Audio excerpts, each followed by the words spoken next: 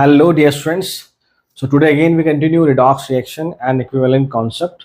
और जैसा कि हम लोगों ने लास्ट लेक्चर में बात करी थी about the calculation of N factor for acid base and salts, आज हम लोग बात करेंगे for the calculation of N factor या valency factor for redox reaction for oxidising agent reducing agent. उसकी हम बात करेंगे। बहुत इंपॉर्टेंट लेक्चर है हमारे लिए बिकॉज यही आपका आगे बेस बनेगा लॉ ऑफ इक्विवेलेंस का, या आप कह लीजिए जो मेन पार्ट है इक्विवेलेंट कॉन्सेप्ट का, उसका बेस बनेगा। देखिए बेटा, मैंने पहले इसके बारे में आइडिया दिया है। तो बेसिकली हम आज पढ़ने जा रहे हैं वो आपका है it is we say equivalent weight of oxidising agent या रिड्यूसिंग एजेंट। वहीं पे हम लोग ऑब्वियसली इनके वैलेंसी फैक्टर या इनफैक्टर की भी बात करेंगे। तो पहले मैं फॉर्मूला लिखता हूँ बेटा। So equivalent weight of oxidising agent या reducing agent is what? Molecular weight of oxidising agent या reducing agent upon valency factor या अपॉन एन फैक्टर। ये हमारा फॉर्मूला हो गया। ये सुनो, उससे पहले आपको मैंने एक बेसिक आइडिया दिया था लास्ट मतलब जब हमने बात करी थी लास्ट टू लास्ट लेक्चर में when we talk about oxidising agent reducing agent. तो आप जानते हैं ऑक्सीडाइजिंग एजेंट क्या होते हैं बेटा? हु गेन इलेक्ट्रॉन, जो इलेक्ट्रॉन गेन कर सकता है, तो आपका ऑक्सीडाइजिंग एजेंट है। Reducing agent is what? Who can lose electron, who can lose electron. ये बातें मैंने बताई थी पहले आपको, और आपको चाहे तो इसको ट्रिक से याद कर सकते हैं ऐसे कि आप याद कर लें ओजी। आजकल वैसे भी ये वर्ड बहुत पॉपुलर है। तो ओजी से मतलब मेरा है कि ऑक्सीडाइजिंग एजेंट क्या होता है? इलेक्ट्रॉन गेन करते हैं। तो ऑब्वियसली रिड्यूसिंग एजेंट आपके इलेक्ट्रॉन लूज करेंगे। तो ऐसे एक वर्ड याद कर लो, OG. Oxidising agent is what? Who can gain electron. और चाहे तो आप इसको ऐसे भी याद कर लें, OG R L. Oxidising agent gain electron, reducing agent lose electron. जो आपको ठीक लगे वैसे आप कर सकते हैं। ये सुनो, अब मैं आता हूँ मुद्दे की बात पे। What is how to determine the valency factor या n factor for oxidising agent reducing agent. मैंने आपको इसके लिए पहले भी फॉर्मूला लिखा है, फिर से लिखता हूं। देखो, एन फैक्टर या वैलेंसी फैक्टर का फॉर्मूला क्या हमारा बेटा? इसको मैंने लिखा था number of electron exchange into number of atoms. इसको हम लोग बहुत तरह से लिख सकते हैं। इसको लिखते हैं change in oxidation number into number of atoms. Obviously ये पर मोल डिफाइन होता है। This is the formula for what? N factor या valency factor of oxidising agent और रिड्यूसिंग एजेंट। ठीक है। अब इस चेंज इन ऑक्सीडेशन नंबर को हम और तरह से लिखते हैं भाई। इसको हम लिखते हैं नंबर ऑफ इलेक्ट्रॉन एक्सचेंज। मैंने बताया था लास्ट क्लास में आपको, मतलब लास्ट टू लास्ट क्लास में बताया आपको मैंने। इसको हम लोग ये भी कहते हैं कि नंबर ऑफ इलेक्ट्रॉन लॉस्ट या नंबर ऑफ इलेक्ट्रॉन गेन। तो ये सभी बातें कहीं ना कहीं सेम ही है। इसको हम लोग change in oxidation number into number of atoms जो है हमारा ये फॉर्मूला है वैलेंसी फैक्टर या व्हाट वी से एन फैक्टर का। क्लियर? ये सब हमने बातें पहले भी करी। जैसे मान लो एग्जाम्पल के तौर पर अगर कहूँ, एक बहुत कॉमन सा एग्जाम्पल है, हमने पहले भी इसकी बात करी है। MnO4 माइनस से मान लीजिए Mn+2 अगर बन रहा है, और मुझे अगर MnO4 माइनस का इक्विवेलेंट वेट वैलेंसी फैक्टर अगर निकालना, तो क्या करेंगे हम लोग बेटा? +7 में मैग्नीज यहाँ पर, यहाँ मैग्नीज +2 में है। तो कितने का चेंज आया यहाँ पे? अगर मैन फैक्टर की बात करूँ, ऑक्सीडेशन नंबर में चेंज कितना आया? 7 से 2 गया, कितना चेंज है? 5 का चेंज। इसको आप नंबर ऑफ इलेक्ट्रॉन गेन भी कह सकते हैं बिकॉज ये ऑक्सीडाइजिंग एजेंट है, ये इलेक्ट्रॉन गेन करता है, तो उसने 5 इलेक्ट्रॉन गेन किया। तो वही चेंज इन ऑक्सीडेशन नंबर कह लीजिए, नंबर ऑफ इलेक्ट्रॉन गेन कह लीजिए, या इलेक्ट्रॉन एक्सचेंज कह लीजिए, इनटू नंबर ऑफ एटम। कितने मैग्नीज यहाँ पे? 1, दैट इज 5। तो यहाँ पे एन फैक्टर कितना होगा हमारा? 5। और वहीं अगर मैं इसका इक्विवेलेंट वेट लिखना चाहूँ तो इट इज व्हाट? जो भी इसका molecular weight upon N factor या वैलेंसी फैक्टर। यस और नो? यस और नो? ठीक है। तो आपको I think basic formula clear हुआ होगा what is the meaning of N factor या how to calculate N factor in case of oxidising agent reducing agent in case of redox reactions. ये सुनो, अब मैं कुछ इंपॉर्टेंट एग्जांपल लिखता हूँ ऑक्सीडाइजिंग एजेंट रिड्यूसिंग एजेंट और उनके एन फैक्टर्स की बात करते हैं। ठीक है। अब जो पढ़ने जा रहे हैं ये बहुत इंपॉर्टेंट है, बहुत ज्यादा इंपॉर्टेंट है। देखिए, put the heading important oxidising agent and reducing agent. The most important, the first one, that is the KMnO। ये बहुत इंपॉर्टेंट है। हम जानते हैं ये ऑक्सीडाइजिंग एजेंट है क्योंकि यहाँ पर मैग्नीज आपका मैक्सिमम ऑक्सीडेशन स्टेट में, हम पहले बात कर चुके हैं, और ये सिर्फ इलेक्ट्रॉन गेन ही कर सकता है, लूज नहीं कर सकता। ठीक है। Why we say it is the most important oxidising agent, because ये एक ऐसा ऑक्सीडाइजिंग एजेंट है जो हर मीडियम में काम करता है, हर तरह के मीडियम में काम करता है। देखो, तो मैं डायरेक्टली इसके लिए आपको बता रहा हूँ कि कौन से मीडियम में कैसे काम करेगा ये। अगर मैं कहता हूँ इन case of acidic medium, in case of basic medium, और इन केस ऑफ न्यूट्रल, मेरी बात सुनना, न्यूट्रल को स्लाइटली अल्कलाइन कहा जाता है। मैंने आपको पहले ही बताया था कि प्रैक्टिकली कोई भी न्यूट्रल मीडियम एग्जिस्ट नहीं करता। Slightly basic, slightly alkaline medium को न्यूट्रल बोलते हैं। एंड बेसिक का मतलब है कि strongly basic, basic means strongly basic. Clear? अब देखो, ये +7 में है, ठीक है।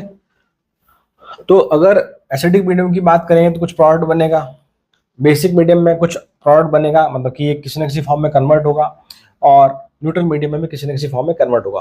किसी न किसी फॉर्म में कन्वर्ट होगा मतलब कि ऑब्वियसली इलेक्ट्रॉन गेन करेगा। अब 7 है, +7 में, तो इलेक्ट्रॉन गेन करके कुछ ना कुछ कंपाउंड बनाएगा, वो हमें ध्यान रखना है।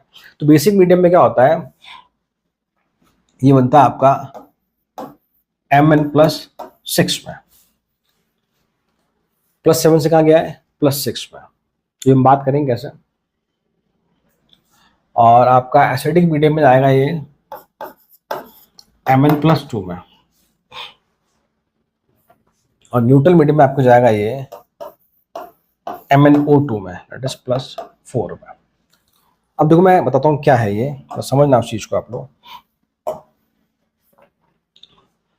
अगर मैं इसके एसिडिक मीडियम मैन्युफैक्चर की बात करूं, तो 7 से कहा गया 2 में, कितने का चेंज, 5 का, तो 5 × 1 दैट इज 5।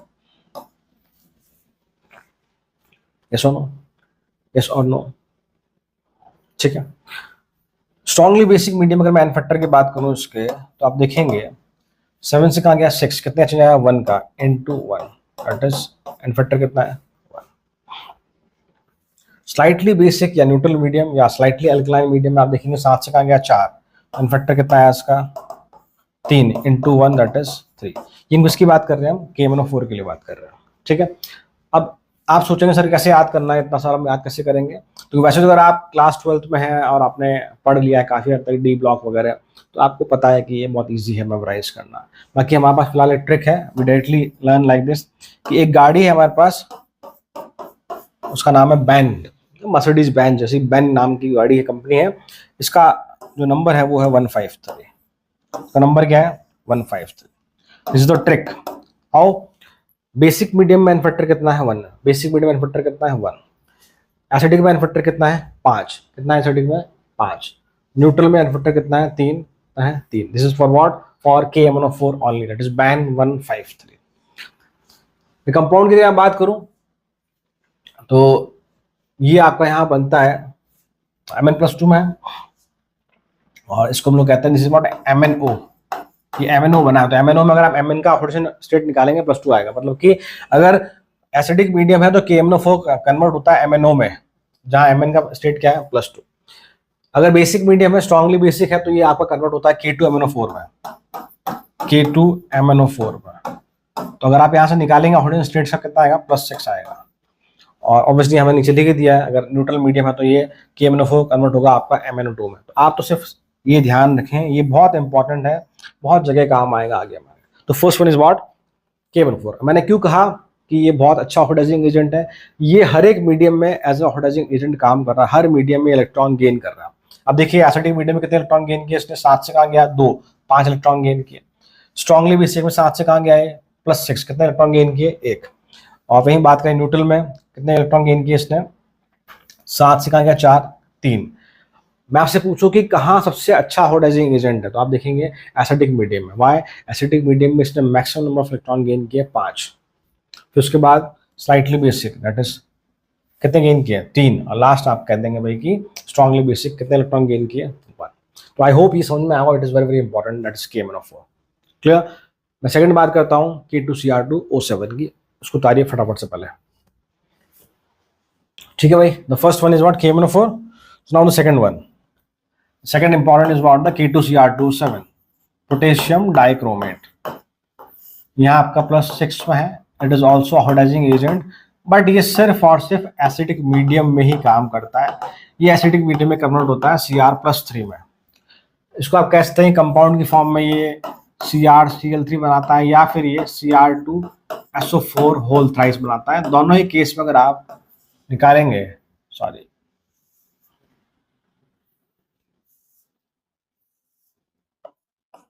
तो यहाँ आपका ये +3 में है, यहाँ भी आपका ये +3 में है। तो अगर मैं एन फैक्टर की बात करूं इसकी, देखिए, सो एन फैक्टर इज व्हाट, +6 से कहाँ गया, +3 में कितने का चेंज आया, 3 का change, into number of atom कितने, 2 है, इट इज 6। तो इसका एन फैक्टर कितना है, 6 है। हमेशा एसिडिक मीडियम में ही काम करता है, हमेशा एसिडिक मीडियम में ही काम करता है, ये बेसिक मीडियम में काम नहीं करता। देखो उसका कारण क्या है, अभी ये क्या है, पोटेशियम डाइक्रोमेट है। अगर मीडियम अगर बेसिक है, अगर मीडियम बेसिक है तो ये कन्वर्ट होता है क्रोमेट में, CrO4 minus, that is K2CrO4 कह लीजिए आप। डाइक्रोमेट से किस पे कन्वर्ट हो गया है, क्रोमेट में। कब, जब मीडियम बेसिक है। तो अगर यहाँ मैं क्या देख पा रहा हूँ, अगर मीडियम बेसिक है, इट मीन्स कि अगर आप यहाँ ऑक्सीडेशन स्टेट निकालेंगे, यहाँ +6 है और यहाँ भी +6 है, तो क्या किसी प्रकार का इलेक्ट्रॉन का गेन या लूज हुआ, ये रिडॉक्स रिएक्शन ही नहीं है। मतलब कि पोटेशियम डाइक्रोमेट बेसिक मीडियम में रिडॉक्स रिएक्शन शो नहीं करता, देयर इज नो गेन और लॉस ऑफ इलेक्ट्रॉन। तो वहाँ ऑब्वियसली ये आप कह सकते हैं कि एज अ ऑक्सीडाइजिंग एजेंट की तरह काम नहीं करेगा, एज अ ऑक्सीडाइजिंग एजेंट की तरह काम नहीं करेगा। क्लियर। आप इस चीज को क्रॉस वेरीफाई भी कर सकते हैं। हम इसको अगर मान लो रिएक्शन को बैलेंस करने की कोशिश करें तो देखो क्या पॉसिबल है। कि मैंने आपको सिखाया था कि जब हम रिएक्शन बैलेंस करते हैं तो अगर इलेक्ट्रॉन आता है लेफ्ट एंड राइट साइड में तो ऑब्वियसली वो उसका एन फैक्टर होता है, मतलब उसने उतने इलेक्ट्रॉन गेन किए या फिर उतने इलेक्ट्रॉन से लूज किए। तो इसे अगर हम बेसिक मीडियम में बैलेंस करूँ तो आप देखिए 2 ग्रुप में है, 2Cr4। फर्स्ट याद है आपको बैलेंसिंग का रूल, आओ हांगकांग चलें, एटम बैलेंस कर दिया मैंने, क्रोमियम ऑक्सीजन बैलेंस करें, 8 है यहाँ पर 7 है। बेसिक मीडियम में कर रहे हैं, जहां पर ऑक्सीजन ज्यादा होता है उस तरफ उतने ही वाटर मॉलिक्यूल, और ऑपोजिट साइड में डबल OH आयन। यस और नो। हाइड्रोजन आप देखें, यहाँ 2 हाइड्रोजन है, यहाँ भी 2 हाइड्रोजन है, थर्ड स्टेप भी हो गया। चौथा स्टेप चार्ज की बात करें, यहाँ कितना चार्ज है, -2 -2, माइनस का 4 चार्ज है, और 2 × -2 माइनस का 4, चार्ज ऑलरेडी बैलेंस्ड है। तो इसका मतलब यहाँ पे कोई इलेक्ट्रॉन आया ही नहीं, देयर इज नो गेन या there is no loss of electron. So this is a non redox reaction, this is what we say non redox reaction. मतलब कि बेसिक मीडियम में आप कह सकते हैं कि ये रिडॉक्स रिएक्शन शो नहीं करता। और एक और इंपॉर्टेंट चीज के लिए आप ध्यान रखना, ABCD आपने पढ़ा हो, ABCD क्या होता है, देखो बताता हूँ आपको ABCD क्या होती है। देखिए Cr2O7 -2 basic medium, it form CrO4 -2, मतलब कि डाइक्रोमेट से कहाँ बन गया वो, क्रोमेट में। मतलब कि बेसिक मीडियम में chromate is more stable. Reaction किस तरफ जा रही है, क्रोमेट की तरफ। ये रिएक्शन डाउन रिएक्शन में काम करती है। और अगर एसिडिक मीडियम होगा तो वापस क्या बन जाएगा, ये डाइक्रोमेट। मेरे कहने का मतलब है कि अगर मीडियम बेसिक है तो क्रोमेट ज्यादा स्टेबल है, इसकी टेंडेंसी क्या है, क्रोमेट बनाने की। वहीं अगर मीडियम एसिडिक है तो इसकी डाइक्रोमेट बनाने की टेंडेंसी ज्यादा है। ये रिएक्शन डाउन रिएक्शन में चलती है। तो उसको कैसे याद कर रहे हैं हम लोग, ABCD देखो कैसे। एसिडिक मीडियम है तो डाइक्रोमेट ज़्यादा स्टेबल है, और बेसिक मीडियम है तो क्रोमेट ज़्यादा स्टेबल है। रिएक्शन की डायरेक्शन उस तरफ होगी, एसिडिक मीडियम में टुवर्ड डाइक्रोमेट, बेसिक मीडियम में टुवर्ड क्रोमेट। तो ये ABCD आप ध्यान रखना, ये बहुत इंपॉर्टेंट रोल प्ले करती है। जब हम लोग पढ़ते हैं D ब्लॉक, वहाँ ऐसी बहुत सारी रिएक्शन आती है, हमें लगता है सर कब कितनी रिएक्शन हम लोग याद करेंगे, तो ऐसा कुछ नहीं है। हम बहुत जगह रिएक्शन को याद करने की बजाय कोई ना कोई शॉर्ट ट्रिक ऑप्ट कर सकते हैं, कोई ना कोई निमोनिक हम बना सकते हैं। कई बार क्लासरूम में मैं देखता हूँ कि बच्चे आके मुझे बताते हैं सर इसको ऐसे याद कर लेते हैं। तो कुछ तो टीचर खुद से बनाता है या किसी से इंस्पायर होता है, कई बार बच्चे भी आके बताते हैं कि सर नहीं इसको मैंने ऐसे याद कर रखा है, तो बहुत अच्छा लगता है उसको सुनकर। तो आप चाहें तो खुद का भी कोई बना सकते हैं, कि जरूर नहीं कि ABCD याद करें, या जरूर नहीं कि मैंने इस रिएक्शन के लिए बताई। हो सकता है मैंने पीछे आपको रिएक्शन पढ़ाई हो जहाँ मैं आपको शायद बेटर वे में नहीं बता पाया कि याद कैसे करना है, तो आप खुद भी थोड़ा सोचें। बिकॉज मुझे लगता है कि एट दिस एज, जो आपकी एज है, यहाँ पर क्यूरियोसिटी ज़्यादा काम करती है। अब you are more curious than me. So आपका एनालिटिकल स्ट्रेंथ, आपकी रीजनिंग पावर, आपकी reasoning ability is what much more than me. At the current time. बात की हम बाद में देखेंगे, तो I hope you understand that point. So इसे उतारिए, हम लोग कुछ एग्जाम्पल्स और देखते हैं। ठीक है बेटा, ठीक है बेटा, देखिए मैं कुछ एग्जाम्पल और लिखता हूँ। Third one again the K2CrO4 dichromate. ये आपका जो है Cr+3 बनाता है, तो +6 से कहाँ जा रहा है +3, उसका इन्फेक्टर कितना आपका 6 से कितना गया 3 × 1 दैट इज 3। तो ये ऑक्सीडाइजिंग एजेंट की तरह काम करता है। हाँ ऑब्वियसली ये काम करता है सिर्फ और सिर्फ आपके बेसिक मीडियम में, सिर्फ और सिर्फ बेसिक मीडियम में। Next one again the important one that is H2O2 hydrogen peroxide. और मैंने इसके बारे में आपको बताया था, यहाँ जो ऑक्सीजन है वो -1 में है। ये पेरोक्साइड लिंकेज होता है यहाँ पे, we all know there is a peroxide linkage, it is what, ऐसा कुछ मैंने बताया था आपको पहले, -1 this is the peroxide linkage. तो ये आपका ऑक्सीडाइजिंग एजेंट की तरह भी काम करता है और ये आपका रिड्यूसिंग एजेंट की तरह भी काम करता है, because oxygen is an intermediate state. Oxygen के पास यह कैपेसिटी है कि वो इलेक्ट्रॉन लूज भी कर सकता है, मतलब रिड्यूसिंग एजेंट की तरह भी काम कर सकता है, इलेक्ट्रॉन गेन भी कर सकता है, -2 में जा सकता है, ऑक्सीडाइजिंग एजेंट की तरह भी काम कर सकता है। तो देखिए, तो दो तरह से रिएक्शन होती है। एक बार H2O2 जो है वो आपका H2O बनाता है, और एक कहीं बार वो H2O2 आपका जो है वो O2 बनाता है। ये आपको मैं रिएक्शन की फॉर्म में दिखाऊंगा आगे एग्जाम्पल में, क्वेश्चन की फॉर्म में कि कब ऐसा क्या होता है। तो -1 से कहाँ गया भाई आपका ये -2, -1 से कहाँ गया आपका ये 0। तो अब देखिए जो आपका फर्स्ट केस है, -1 से कहा जा रहा है -2, ऑक्सीडेशन नंबर बढ़ रहा है घट रहा है, ये इलेक्ट्रॉन गेन कर रहा है, इलेक्ट्रॉन गेन कर रहा है, तो मतलब यहाँ पर ये कैसे काम कर रहा है, it work as oxidising agent. -1 से 0 इसने इलेक्ट्रॉन लूज किया, it work as reducing agent. N factor की बात करूँ देखो, -1 से -2 कितने का चेंज आया, एक का चेंज आया, इनटू नंबर ऑफ एटम, कितने एटम है, 2 ऑक्सीजन है, दैट इज 2। तो एन फैक्टर कितना है इसका 2 एज अ ऑक्सीडाइजिंग एजेंट। -1 से कहा गया 0, एन फैक्टर कितना, -1 से 0 कितने का चेंज आया, एक का change, into number of atom कितना 2, दैट इज 2। मतलब कि आपका H2O2 इंपॉर्टेंट है, और चाहे ये ऑक्सीडाइजिंग एजेंट की तरह काम करे, चाहे ये रिड्यूसिंग एजेंट की तरह काम करे, इसका वैलेंसी फैक्टर या फैक्टर हमेशा कितना होता है, 2 ही होता है, हमेशा कितना होता है, 2 ही होता है। ठीक है, एक और देखिए, fifth one, this is also very important, NO3-। तो आगे आप देखेंगे तो ये आपका +5 में है, nitrogen is in what, maximum oxidation state, it behave as oxidising agent. तो ये बहुत तरह के प्रोडक्ट्स बनाता है, हमें ध्यान रखने होंगे। तो देखिए NO3- जो है वो एक बनाता है भाई NH4+, एक बनाता है आपका N2O, एक बनाता है आपका NO, और एक बनाता है आपका NO2। वो डिपेंड करता है अलग अलग कंडीशन पे, अलग अलग रिएक्शंस में कौन सा क्या बनता है। हम फिलहाल जो बात कर रहे हैं एन फैक्टर की बात कर रहे हैं यहाँ पर। तो देखिए ये +5 है, ऑब्वियसली ये जो मैंने लिखा है NH4+, ये इस पूरे पे जा, तो यहाँ पर नाइट्रोजन आपका -3 में है, वी ऑल नो। अगर मैं एक्स से निकालूंगा नाइट्रोजन -3 में आएगा। यहाँ नाइट्रोजन बटा हमारा किस में है, आई थिंक +1 में है। ठीक है, यहाँ नाइट्रोजन आपका +2 में है।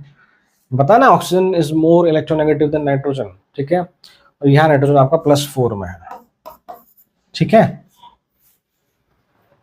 क्लियर। चलो, तो एन फैक्टर की बात करें हम लोग, तो +5 से कहाँ गया, -3 गया, कितने का चेंज आया, +5 से -3 कितने का चेंज बेटा, यहाँ पर 5 का चेंज। तो एन फैक्टर कितना हमारा, मैं इसके एन फैक्टर की बात कर रहा हूँ, NO3- ध्यान लिख उधर रहा हूँ बट इसके लिए +5 से -3, 5 का सॉरी 8 का चेंज, 8 × 1 दैट इज 8। यहाँ बात करें एन फैक्टर की हम लोग बेटा, देखिए +5 से कहाँ गया, +1, कितने चेंज आया, 4 का चेंज आया, 4 × 1 दैट इज 4। मैं फिर से कह रहा हूँ, मैं एन फैक्टर NO3- के लिए निकाल रहा हूँ, इनके लिए नहीं निकाल रहा। यहाँ पर देखिए 5 से 2 कितने का चेंज आया बेटा, 3 का, तो 3 × 1 अगेन इट इज 3, +5 से कहाँ गया, 4 में। सो एन फैक्टर कितना आपका, 1 का चेंज इनटू एटम 1 आपका, क्लियर। तो सुनो, उतारिए इसको, कुछ एक एग्जांपल और लिखता हूं मैं, प्लीज। देखिए भाई 5 तक लिख लिया हम लोगों ने, 6th देखिए, H2C2O4, ये बना रहा आपका CO2, 7th S2O3 minus 2, it forms S4O6 minus 2।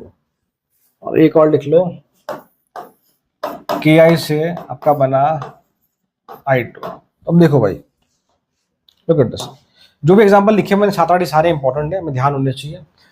ये पता नहीं है this is what oxalic acid, तो यहाँ पे कार्बन आपका किस में है, +3 में। कई बार आपको ये C2O4-2 ऑक्सैलेट आयन की फॉर्म में भी लिखा हुआ मिल सकता है, तो कंफ्यूज नहीं होना है।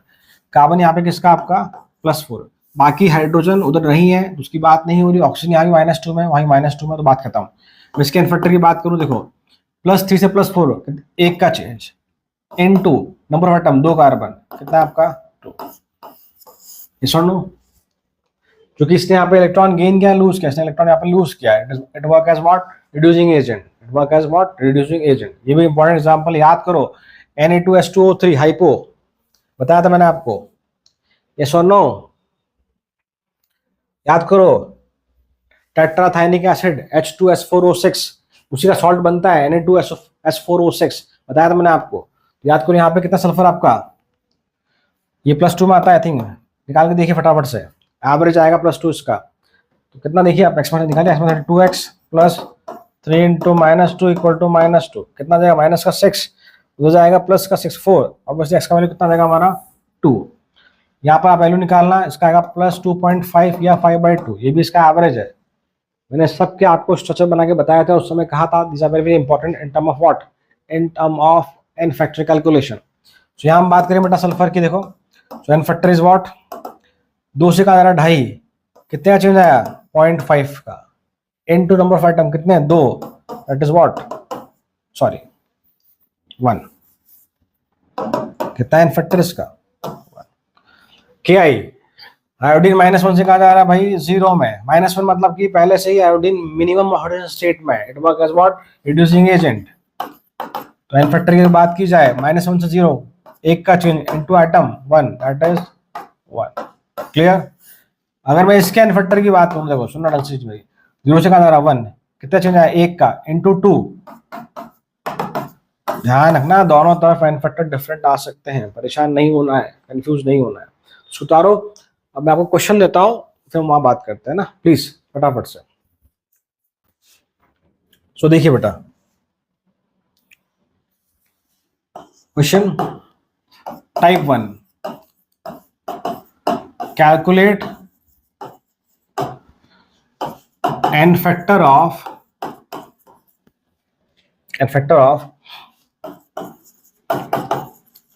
reactant and product in following, ठीक है। टाइप 1 की बात कर रहे हैं हम लोग फिलहाल। पहले तरह क्वेश्चन आपसे इस तरह से पूछता है,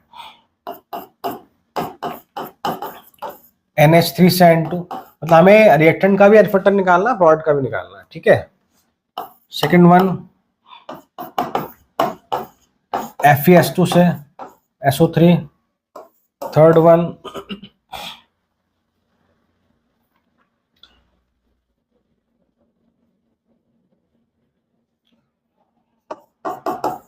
Fe.93O से आपका FeO।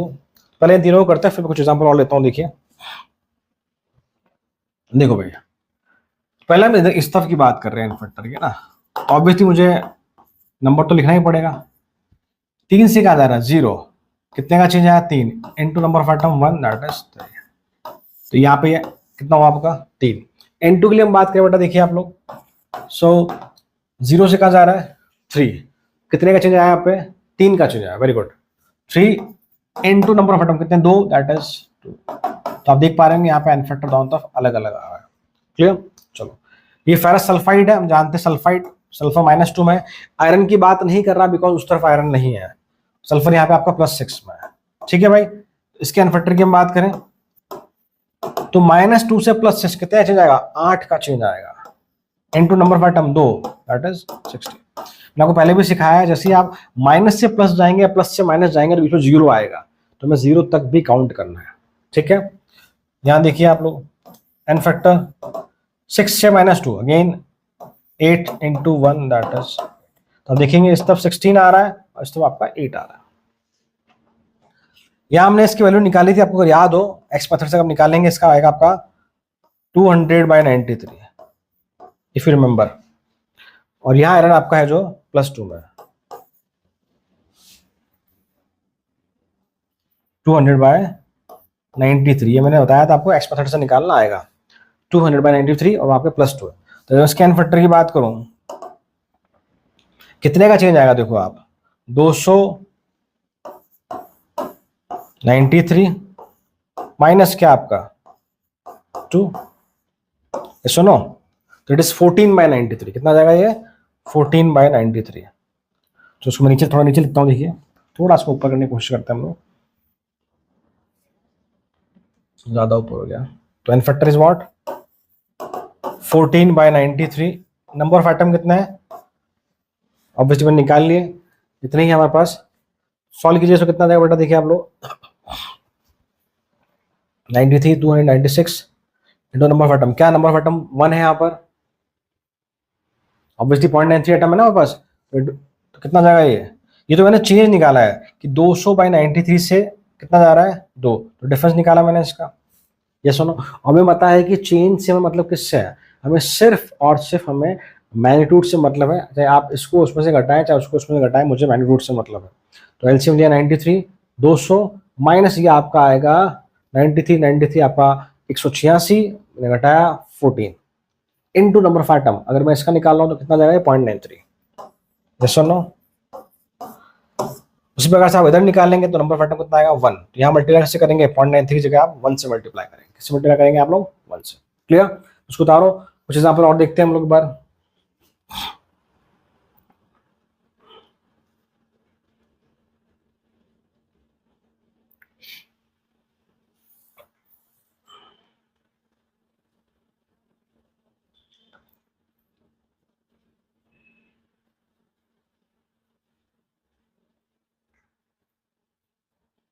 देखिए 3 तक हो गया, 4 देखिए I409 से बन रहा है आपका I2, 5वां लिखते हैं हम लोग बेटा HNO3 से बन रहा आपका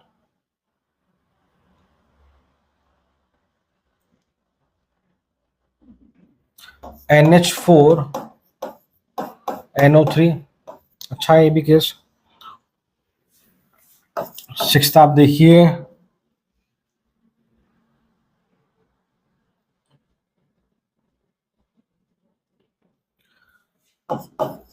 BaMNO4 वोल्ट वाइज से बन रहा है हमारा MNO। देखो भाई इनकी हम बात करते हैं,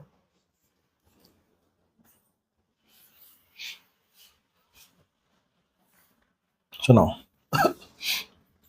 तो अगर आप निकालेंगे हम लोग, पहले हम आयोडीन का निकालते हैं बेटा, तो -18/, चलो निकाल, देखो यहाँ पे एक्स मेथड से ना, इसकी बात कर रहे हैं 4x प्लस, अब डायरेक्ट लेता हूँ उस तरफ, इज व्हाट 18, तो value of x is what 18/4, 9/2 और वी कैन से 4.5, तो डायरेक्टली लिखा हुआ है 4.5, ये आपका 0, कोई दिक्कत तो नहीं इसमें। वापस चेक कर लो बेटा 4x 18, तो 18/4 दिस इज व्हाट 4.5। तो देखिए ऑब्वियसली एवरेज निकाला हमने चारों आयोडीन आइटम का एक साथ, तो 4.5 से 0 गया, 4.5 का चेंज आया, इनटू नंबर ऑफ आइटम कितना है 4, कितना जगह हमारा ये दैट इज व्हाट 18, कितना है बेटा 18। इसकी हम बात करें फैक्टर की, 0 से कहाँ गया 4.5, तो 4.5 का चेंज आया, इनटू नंबर ऑफ आइटम कितना है 2, दैट इज 9। यस और नो, ये नाइट्रोजन आपको इसमें +5 में है और इसमें नाइट्रोजन आपको -3 में है, और अगर मैं पता नहीं कैसे इसको अलग अलग निकालते हैं हम लोग इसमें, एक तो आपका ये है और ये आपका ये है, तो ये तो फिर सेम हो जाएगा, तो ऑब्वियसली यहाँ पे कितना हमारा +5 है, तो ऑब्वियसली यहाँ चेंज नहीं हो रहा था, इस वाले नाइट्रोजन को कंसिडर नहीं करेंगे, चेंज नहीं करो ना बेटा इसमें, तो तो हम सिर्फ और सिर्फ इस वाले नाइट्रोजन की बात करेंगे। मैंने आपको पहले भी निकाल के दिखाया इसके बारे में। देखिए एन फैक्टर 5 से गया 3, कितने चीज 8 का इंटू 1 दैट इज 8। यस और नो। यहाँ हम बात करें, देखिए फिर से माइनस से कहा गया +5, कितने चीज आया आपका 8 का इंटू 1। तो आई होप आपको समझ में आया होगा कि मैंने इस वाले नाइट्रोजन को कंसिडर क्यों नहीं किया, बिकॉज यहाँ पर आपका चेंज है ही नहीं, इधर भी +5 उधर भी +5। बैरियम उस तरफ नहीं है, ये आपका MnO4 है। तो अगर हम इसको एक्स मेथड से निकालेंगे इट इज +7 और ये आपका +2। तो यहाँ देखो एन फैक्टर +7 से कहा गया +2 दैट इज 5 का change into number of item कितने 2, यहाँ कितना है हमारा 10, कितना है बेटा हमारे पास 10। यहाँ बात ये देखिए एन फैक्टर 2 से 7 कितना 5 का चेंज इनटू आइटम कितना 1 दैट इज 5। अब देख पा रहे हो एक तरफ एन फैक्टर 10 है, एक तरफ एन फैक्टर आपका 5 है। तो ये टाइप 1 क्वेश्चन देखें जहां पर हमने देखा कि जो लेफ्ट साइड में मतलब रिएक्टेंट साइड में कह लीजिए या प्रोडक्ट साइड में कह लीजिए आप, जहां एक ही एलिमेंट का ऑक्सीडेशन नंबर चेंज हो रहा था। अब मैं आता हूं क्वेश्चन नंबर जो आपका सेकंड टाइप है, that is type 2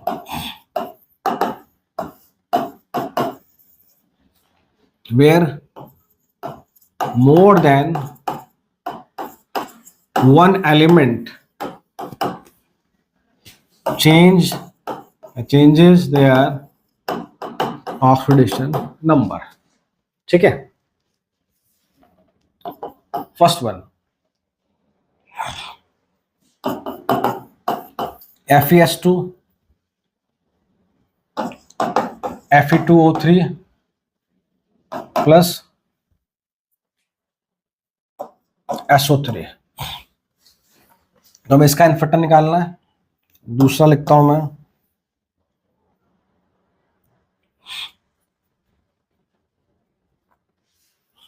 just a minute.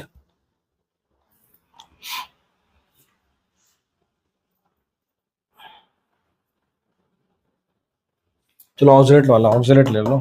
FeC2O4 से बना हमारा Fe2O3 with CO2।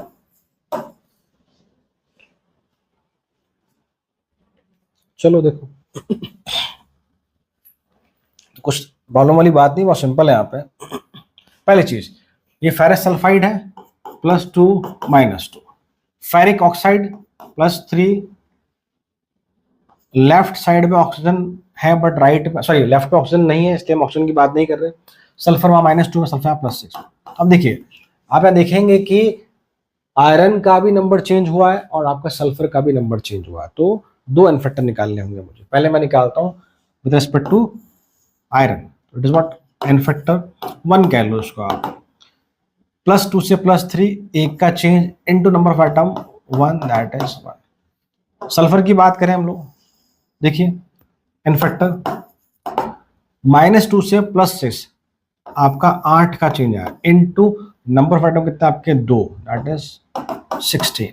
तो अगर मैं नेट एन फैक्टर निकालूंगा इसका FeS2 का नेट एन फैक्टर कितना आ जाएगा 1 + 16 दैट इज 70। ठीक है, क्लियर। चलो अब फेरस ऑक्सलेट मैंने आपको सिखाया था, ऑक्सलेट में हमेशा कार्बन किसमें होता है +3 में। फेरस बोला है तो ये +2 में आपका, ये आपका +3 में। ऑक्सीजन यहाँ भी -2 में है, वहां भी -2 में है, तो उसकी बात नहीं की जा रही है। ये आपका फिर से फेरिक +3, CO2 में कार्बन +4 में। तो आप देखेंगे आयरन का नंबर +2 से +3 गया, कार्बन का +3 से +4 गया। तो मुझे आयरन के लिए अलग निकालना पड़ेगा ऑक्सीडेशन नंबर और सॉरी एन फैक्टर, और कार्बन के लिए अलग निकालना पड़ेगा। तो देखिए से एन फैक्टर 1 +2 से +3 एक का चेंज है into number of item 1 that is 1। एक बहुत अच्छी बात क्या है कि आयरन के पास ऑप्शन ही 2 ही होते हैं। अब जितने भी रिएक्शन देखेंगे 99% रिएक्शंस में क्या होगा, आयरन अगर लेफ्ट साइड में फेरस है तो राइट में फेरिक बनेगा, लेफ्ट में फेरिक है तो राइट में फेरस ही बनेगा। तो ऐसा नहीं कि मैंने रिएक्शन याद कर लिए, आप थोड़ा सोच के देखें। +2 से +3 बना दिया था मैंने। ये रिएक्शन आपको होता है कि एग्जाम में इस तरह से मिले, FeS2 से बना है Fe+3 और ये SO6 सॉरी SO3। तो काम की चीज तो वही है ना, मुझे ऑक्सीजन से मतलब नहीं है तो मैं ऐसे भी लिख सकता हूँ उसी रिएक्शन को। तो जरूरी नहीं कि हमारी रिएक्शन याद करें, कुछ हमें समझनी भी होती है। ठीक है, हम कार्बन की बात करें बेटा, देखिए सो इसका एन फैक्टर 2 कहता हूं इसको मैं। दिस इज व्हाट, 3 से गया 4, एक का चेंज इनटू 2 दैट इज 2। और कार्बन के पास ही मोस्टली केस जहां ऑक्सीलेट की बात होती है और 3 से 4 ही आता है, हमेशा फिक्स है, वो CO2 ही बनाएगा उस तरफ। नेट एन फैक्टर की हम बात करें, दोनों को हम जोड़ देंगे, of net and factor of ferrous oxalate is what, 1 plus 2 that is 3, that is 3। yes or no?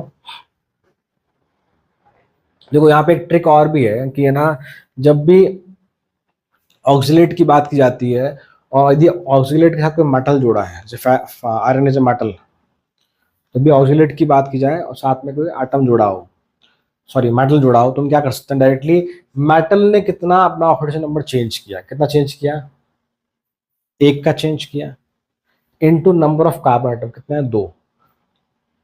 वापस सुनना, मेटल ने कितना ऑक्सीडेशन नंबर चेंज किया plus number of carbon atom, 2 से कहा गया 3, तो एक का चेंज प्लस कार्बन एटम कितने हैं, 2, तो 1 + 2 3। आप ये सभी तरह के ऑक्सीलेट कंटेनिंग कंपाउंड में लगा सकते हैं, बशर्ते वहां साइड में कौन होना चाहिए, मेटल। कौन होना चाहिए वहां पे साइड में, मेटल। तो ये ट्रिक, ये रूल आप वहां भी अप्लाई कर सकते हैं। क्लियर? बताइए, मैं कुछ एग्जाम्पल और लिखता हूँ।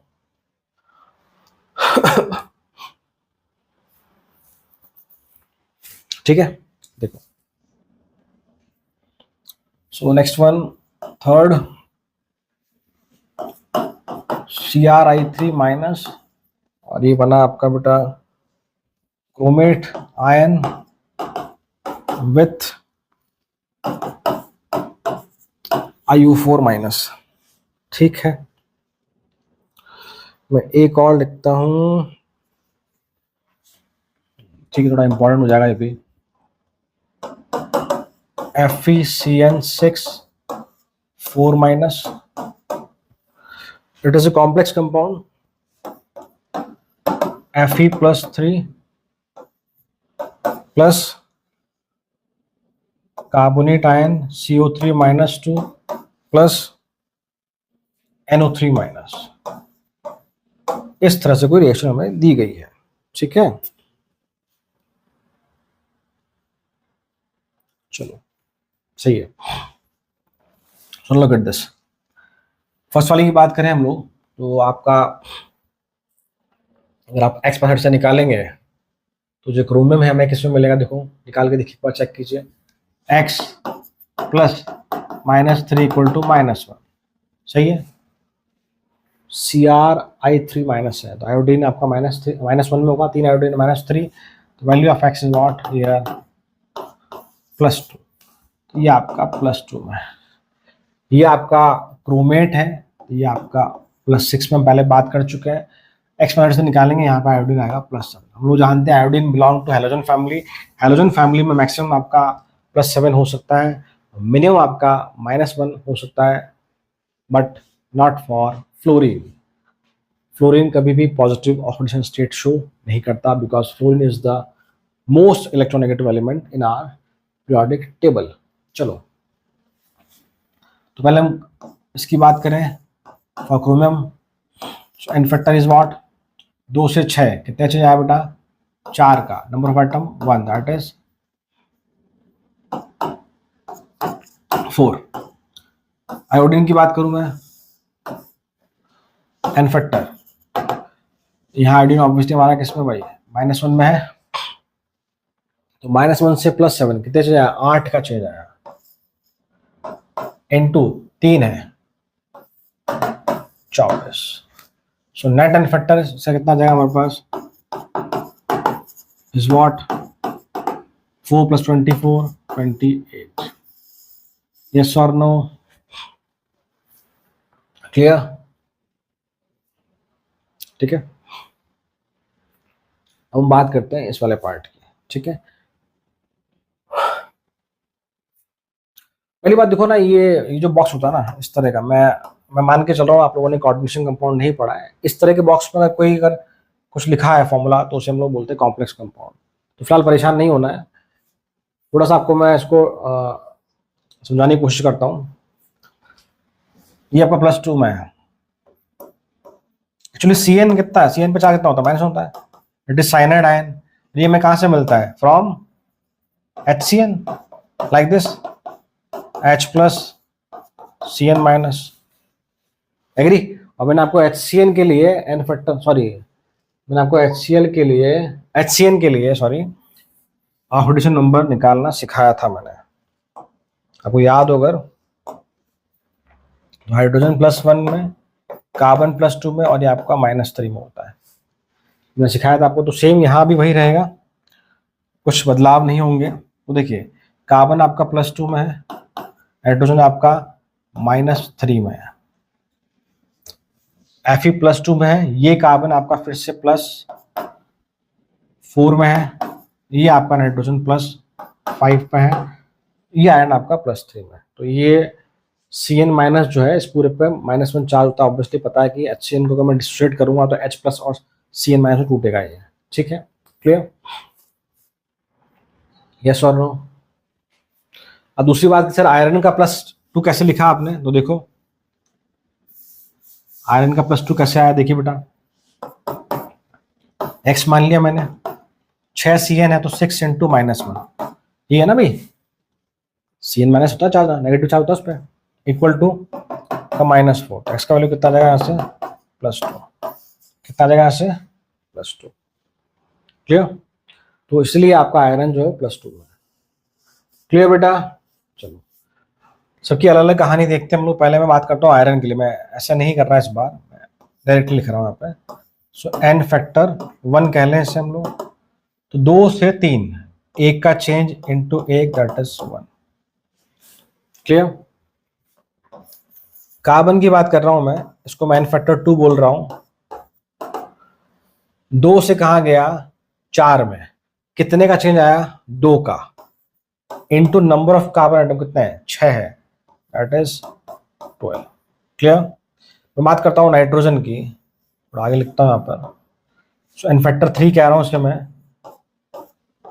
हाइड्रोजन -3 से कहा जा रहा है बेटा ये +5 में, कितने का चेंज आएगा, 8 का चेंज आएगा, ठीक है, into number of item nitrogen कितने, 6 आपके पास, इट इज 48। तो अगर मुझे इसका नेट एन फैक्टर अगर लिखना है तो it is simply 1 + 12 + 48, that is 61, that is 61, yes और नो, यस और नो, ठीक है। This is the type 2। अब हम एक लास्ट टाइप 3 की बात करते हैं, that is for disproportionation reaction. So उतारिए फटाफट से एक बार प्लीज, ठीक है। एक और चीज देखिए बेटा ना, यहाँ मैंने लिख तो रखा है कि Cr(I3-), एक्चुअल में ये अगर माइनस नहीं हो यहाँ पे, मान लीजिए इस केस में अगर मतलब कि ये Cr(I3) आयन ही हो, तो आयोडीन किस में, -1 में, तो +1 +2 से कहाँ गया, +6, तो यहाँ पर ये Cr+3 में आ जाएगा। मेरे कहने का मतलब है, अगर इसी को मैं ऐसे लिख दूं, बिकॉज ये ऐसे एग्जिस्ट करता है, Cr(I3) से बन रहा है हमारा CrO4-2 और साथ में IO4-। मैंने उतारा, थोड़ा गलत उतार दिया मैंने, थोड़ा करेक्शन कर लेना बेटा उसको। तो यहाँ पर एक क्रोमियम +3 में है, तो आयोडीन -1 में, तो 3 से कहाँ गया, 6 में, कितने का चेंज आया, 3 का चेंज आया, तो 3 × 1 कितना हो जाएगा हमारा, 3 हो जाएगा, और तो 3 + 24 आपका 27 हो जाएगा, ठीक है। तो गलत नहीं, अगर मान लो Cr(I3-1) लेके चलेंगे तब तो ऑब्वियसली आंसर 28 ही आना है, बट एक्चुअल में Cr(I3-) जो है आयन एग्जिस्ट नहीं करता, वो सिंपली आपका Cr(I3) के फॉर्म में ही एग्जिस्ट करता है, क्रोमियम आयोडाइड की फॉर्म में एग्जिस्ट करता है, ठीक है। तो ये ज़्यादा बेटर रहेगा, तो आंसर 27 कर लेना आप लोग, करेक्ट कर लेना बेटा ना। Next one, type 3। So type 3 is what, disproportionation reaction.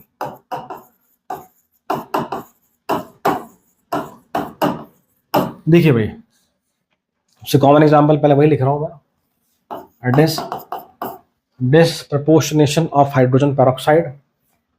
तो H2O2 आपका जाता है बेटा H2 और O2 में। तो इसकी हम एन फैक्टर की बात करते हैं। देखिए ऑक्सीजन -1 से -2 और -1 से 0। देखो यहाँ ऑक्सीडेशन नंबर ऑक्सीजन का बढ़ भी रहा है, घट रहा है। जो हमने पहले केसेस पढ़े टाइप 2 में, वहां सब जगह ऑक्सीजन नंबर बढ़ रहा था, इंक्रीज ही हो रहा था। यहाँ पे क्या था, एक तरफ बढ़ रहा है, एक तरफ घट रहा है, रिमेंबर। तो यहाँ पर अलग तरह से नेट एन फैक्टर निकाला जाएगा। तो पहले मैं इसके लिए बात कर लेता हूँ, उसको मैं एन फैक्टर 1 कह देता हूँ।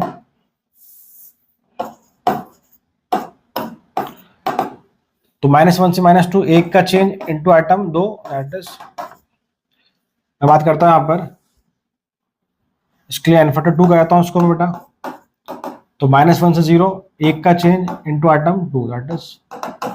तो जब भी कोई भी अगर डिसप्रपोर्शनेशन रिएक्शन होती है तो वहां जो नेट एन फैक्टर आता है आपका, वो याद रखना इस तरह से निकाला जाता है हमेशा। It is always like N factor 1 into N factor 2 upon N factor 1 plus N factor 2। थोड़ा और सिंप्लीफाई करना चाहें तो इसको ऐसे लिख लें, n1 into n2 upon n1 plus n2। Clear? तो उसको हम निकाल सकते हैं ऐसे कि 2 into 2 upon 2 plus 2 equal to what, 1। उसका नेट एन फैक्टर कितना आएगा, 1 आएगा। क्लियर? ये मैंने बात करी H2O2 की। एक एग्जांपल भी लिखता हूँ, आप खुद से सॉल्व करना, ठीक है?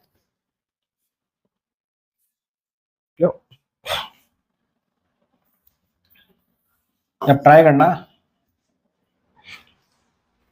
मैं आपको कमेंट बॉक्स में इसका आंसर भेज दूंगा, ठीक है? देखिए Cl2 with OH minus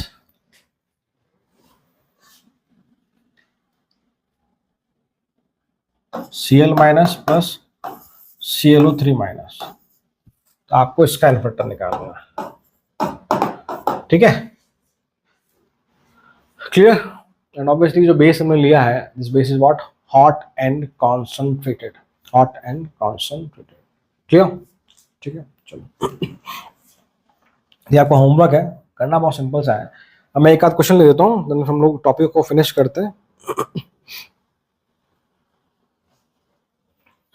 question देखिए, ये क्वेश्चन हमसे पूछा भी गया, अच्छा क्वेश्चन है। when BrO3 minus ion react with Br minus in acidic medium,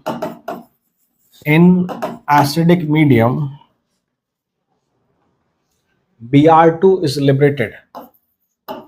Br2 is liberated.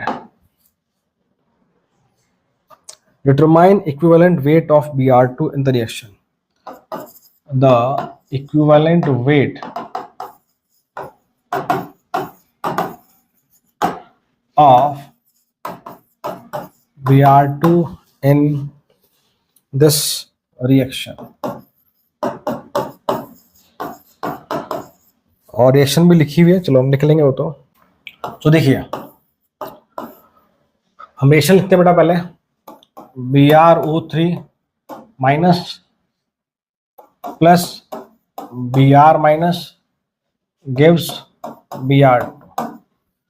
अगर मैं ऑक्सीडेशन स्टेट लिख दूं बेटा, देखिए यहाँ पे, तो ये आपका +5 में है, ये आपका -1 में है, ये आपका 0 में है। अगर इसको मैं इस तरफ से रीड करूं रिवर्स में, तो 0 से कहा जा रहा है -1 में रिडक्शन, 0 से कहा जा रहा है +5 ऑक्सीडेशन, मतलब कि इसका रिडक्शन भी हो रहा है, ऑक्सीडेशन भी हो रहा है। It is what, disproportionation reaction. But ये रिवर्स लिखी हुई है, it is what comproportionation reaction. मैंने आपको बताया था कि डीपी का रिवर्स क्या होता है, कॉम प्रपोर्शनेशन रिएक्शन। तो पहले इसकी हम बात कर लेते हैं बैलेंसिंग की, फिर आगे बढ़ते हैं। देखो बैलेंसिंग की बात कर लेते हैं फटाफट से। एसिडिक मीडियम क्वेश्चन में बोला है, एसिडिक मीडियम बैलेंस करना मुझे इससे। तो it is what, Br2। First step atom balanced है, दोनों तो बराबर ब्रोमीन है। Second step is what, I have to balance oxygen तो 3H2O, इधर आपका 6H प्लस। अब तुम लोग कई बार कर चुके हैं तो फटाफट से कर रहा हूँ मैं। चार्ज बैलेंस करना मुझे 6 5 तो 5 तो 0 तो ठीक है, क्लियर। अब देखो यहाँ से क्या समझ में आ रहा मुझे कि ये +5 में बेटा, ये हमारा -1 में, ये हमारा 0 में। तो यहाँ पे क्या हो रहा है कि Bro3 माइनस जो है ये 5 इलेक्ट्रॉन गेन कर रहा है। क्लियर दिख रहा है मुझे? +5 से 0 जा रहा है। और वहीं जो आपका Br माइनस है ये 5 इलेक्ट्रॉन लूज कर रहा है, 5 इलेक्ट्रॉन ये लूज कर रहा है। यस और नो? तभी रिडॉक्स रिएक्शन है, एक इलेक्ट्रॉन लूज कर रहा है, गेन कर रहा है। तो नेट यहां पर मैं देख पा रहा हूं कि इलेक्ट्रॉन एक्सचेंज कितने हो रहे हैं हमारे पास। नेट इलेक्ट्रॉन एक्सचेंज होगा, या आप कह लीजिए इलेक्ट्रॉन ट्रांसफर क्या होगा, total electron transfer. Total electron transfer is what, 5 electron transfer होगा। ये सुनो, हमसे पूछा है भाई कि Br2 के लिए निकालो क्या इक्विवेलेंट वेट। मुझे Br2 का इनफेक्टर चाहिए होगा, बहुत सिंपल सी बात है। तो मैं क्या देख पा रहा हूँ, ये बैलेंस करना भूल गया मैं, 3/2 कि इसके 3 मोल जो है उसकी वजह से जो आप कह रहे हैं कि 5 इलेक्ट्रॉन का ट्रांसफर हो रहा है, 3 मोल के लिए 5 इलेक्ट्रॉन का ट्रांसफर हो रहा है। हम लोग जानते हैं इनफेक्टर जो 1 मोल के लिए डिफाइन होता है, तो ऑब्वियसली इनफेक्टर कितना हो जाएगा इसका, 5/3 हो जाएगा। 3 मोल जब मिलके 5 इलेक्ट्रॉन का ट्रांसफर कर रहे हैं, 3 mole of Br2 transfer 5 mole of electron, ये बेटर लैंग्वेज है। तो फॉर 1 मोल वी से 5/3, तो ये इसका इनफेक्टर आ गया। अगर मुझे इक्विवेलेंट वेट चाहिए तो it is what, simply m/5/3 और वी से 3m/5। तो ये आपका इसका इक्विवेलेंट वेट निकल के आया। क्लियर? यस और नो? यस और नो? सेकंड तरीका, हम अगर डीपी वाला कॉन्सेप्ट यहाँ यूज करें तो क्या पॉसिबिलिटी, उसको देखते हुए है ना। तो एक बार इसको उतारो, मैं थोड़ा इसको ड्रॉप करता हूँ इस वाले पार्ट को। चलो मैं थोड़ा इसको साइड में कर लेता हूँ, आई होप आपको दिख रहा होगा। मैं वापस रिएक्शन लिख रहा हूँ, Bro3 minus plus Br minus gives Br2 +5 -1 0 N factor 5 से 0 5 × 1 दैट इज 5। ठीक है, इसकी बात करें एन फैक्टर 3 से 0, 1 से 0 कितने, 1 का चेंज आया इंटू 1 दैट इज 1। क्या मैं सही कर रहा हूँ? तो कितना आएगा, 5/6 आ जाएगा। क्या ये पॉसिबल है? हाँ, अगर मैं इसको Br2 रिवर्स करके करता हूँ, मान लो रिवर्स करके मतलब कि डिसप्रपोर्शनेशन की रिएक्शन को लेकर करता हूँ, तो देखिए क्या होगा। तो क्या पॉसिबल देखो आप, what is the meaning of reverse, मतलब कि मैं Br2 उसको कंसिडर करता हूँ, एक बार वो जा रहा -1 में, तो इनफैक्टर कितना 0 से 1, 1 का चेंज इंटू 2 दैट इज, और यहाँ पर 5, तो इनफैक्टर कितना 0 से 5, 5 का change into atom 2 that is 10। तो नेट इनफैक्टर कितना आ जाएगा, it's what, that is n1 into n2 upon n1 plus n2, that is 2 into 10 upon 2 plus 10, that is 20/12, it is what 4/3। वापस चेक करना इसको, 20 0 से गया हमारा 10, ठीक है बेटा, 0 से यहाँ गए -1, तो 1 × 2 का चेंज ठीक करेक्ट है, यहाँ पे आपका 5 का चेंज करेक्ट है, ठीक है भाई 10, तो 10 × 2 और 10 + 2, ठीक है, तो 20/12 मैं 4 से ऐड करता हूँ उसको, तो 5/3